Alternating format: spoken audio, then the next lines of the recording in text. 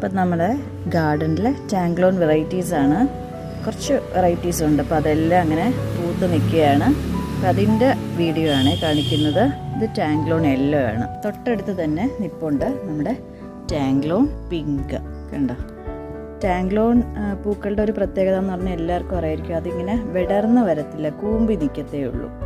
തൊട്ടടുത്ത് തന്നെ ഉണ്ട് നമ്മുടെ ടാങ്ക്ലോൺ റെഡ്. കണ്ടോ, അത് നല്ലൊരു പ്രത്യേകതയാണ്. ഡാർക്ക് റെഡിൽ കൂമ്പി നിൽക്കുന്ന വിടരാത്ത ഫ്ലവേഴ്സ് കാണാനായിട്ട് ഭയങ്കര ഒരു പ്രത്യേകതയാണ് കേട്ടോ. പിന്നെ ഇനിയുള്ളത് ടാങ്ക്ലോൺ പീച്ചാണ്. ഫസ്റ്റ് എനിക്ക് കിട്ടിയതാണ് ഈ ടാങ്ക്ലോൺ പീച്ച്. ടാങ്ക്ലോൺ പീച്ച് ആദ്യം തന്നെ ഇറങ്ങിയ ഒരു വെറൈറ്റി ആണെന്നാണ് എനിക്ക് തോന്നുന്നത്. ഇതിപ്പം ടാങ്ക്ലോൺ വയലറ്റ് എന്നോ ടാങ്ക്ലോൺ പർപ്പിൾ എന്നോ ഒക്കെ പറയാം. ഇപ്പം എനിക്ക് വിരിഞ്ഞതേ ഉള്ളൂ. കുറച്ച് നാളോട്ട് നിൽക്കുകയാണ്, ഏകദേശം ഒരു 1.5 years ആയി. പക്ഷെ അപ്പോഴൊന്നും ഇതിൽ പൂക്കളൊന്നും വന്നിട്ടില്ലായിരുന്നു. ഇപ്പം അതങ്ങോട്ട് പൂത്തിട്ടുണ്ടേ. അതും നല്ല രസമായിട്ട് തന്നെ നിൽപ്പുണ്ട്.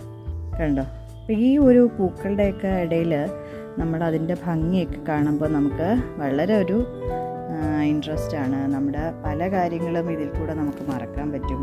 അപ്പം ഗാർഡനിങ് ബെസ്റ്റ് ഒരു പാഷൻ തന്നെയാണ് കേട്ടോ.